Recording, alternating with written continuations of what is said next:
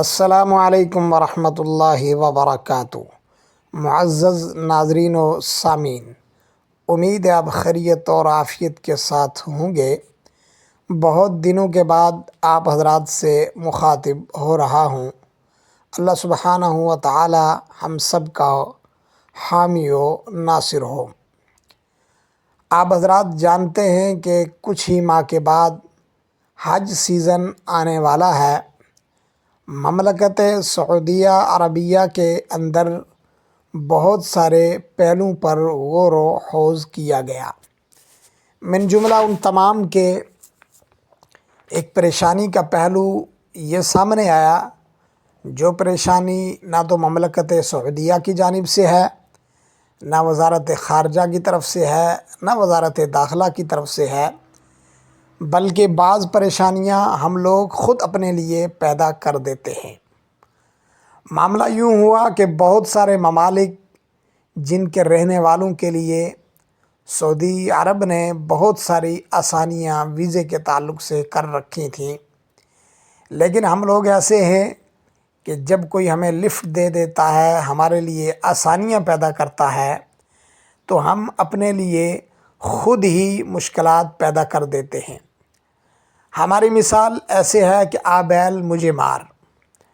کچھ سالوں سے مملکت سعودیہ عربیہ نے بہت سارے ویزوں کا اجرا کیا ہوا تھا۔ ان میں فیملی وزٹ ویزا تھا، جس کو زیارات عائلہ کہا جاتا ہے۔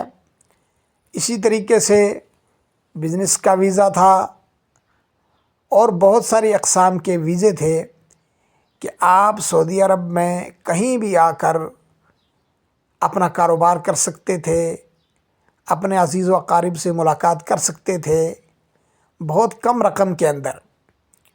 لیکن ہم لوگوں کی عادات کی وجہ سے، ہم لوگوں کی وہ گرتی ہوئی سوچ کہ اگر ہمیں کوئی تھوڑی سی لفٹ دے تو ہم ان کے قوانین اور ضوابط کا خیال نہیں رکھتے۔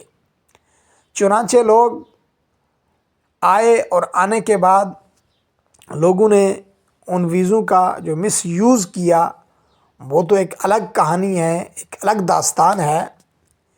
لیکن آپ دیکھیں گے کہ ہر ویزے کے اوپر لکھا ہوتا ہے کہ لا للعمل ولا للحج۔ اگر زیارہ العائلیہ یعنی فیملی وزٹ کا ویزا ہو یا بزنس کا ویزا ہو، اس کے اوپر لکھا ہوتا ہے کہ یہ ویزا نہ تو آپ اس کے ذریعے سے کوئی ایسا کام کر سکتے ہیں کہ جو ان لوگوں کے ساتھ مختص ہے جو مستقل طور پر کسی کام کے ساتھ منسلک ہیں یا اس کام ہی کے لیے آئے ہوئے ہیں، اور نہ ہی اس ویزے کے ذریعے آپ حج کر سکتے ہیں۔ چونکہ وزارت حج ایک الگ شعبہ قائم کیا گیا ہے، اس کے لیے ایک الگ نظام ہے، اس کے لیے چند امور ایسے ہیں کہ جن کا انجام دینا بہت ضروری ہے۔ ہوا ایسا کہ گزشتہ سال حج کے اندر بہت ساری دشواریاں آ گئی، جن دشواریوں کے چلتے ہوئے وزارت حج نے غور و خوض کیا کہ بھئی جتنے لوگوں کو ہم نے طلب کیا تھا، جتنے لوگوں کو ہم نے بلایا تھا، یہ تو اس سے زیادہ نکلے، اس کی کیا وجہ ہے؟ تو بعد میں پتہ چلا کہ بعض ممالک کے وہ لوگ جو وزٹ کے ویزے پر یا بزنس کے ویزے پر آئے ہوئے تھے، انہوں نے 1 مہینہ 2 مہینہ پہلے ہی آ کر مکے کے اندر قیام شروع کر دیا۔ بہت سارے لوگ پکڑائے گئے، ہوٹلوں کے اندر تفتیش ہوئی۔ تو اس سال سعودی عربیہ نے انڈیا، پاکستان، مصر اور بہت سارے وہ ممالک جن کے لوگ اس طرح کے کام کرتے تھے، بلکہ اس کے اندر سر فہرست پاکستانی اور مصری تھے، تو ان تمام ممالک کو کچھ عرصے کے لیے ان کے ویزے محدود کر کے اب وہ فی الحال وزٹ کے ویزے پہ نہیں آ سکتے ہیں۔ حج کے بعد نئی پالیسی کیا بنتی ہے، کیا قوانین آتے ہیں، وہ اس کے بعد اس کا پتہ چلے گا۔ میرے معزز ناظرین و سامعین، مجھے اور آپ کو کسی بھی ملک کے اندر جانے سے پہلے اس کے قوانین کو فالو کرنا بہت ضروری ہے۔ اگر ہم ایسا نہیں کریں گے تو ہم سب کے لیے دشواریاں اور پریشانیاں پیدا کریں گے۔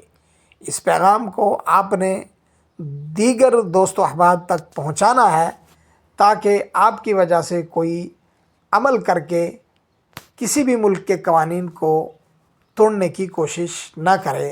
السلام علیکم ورحمۃ اللہ وبرکاتہ۔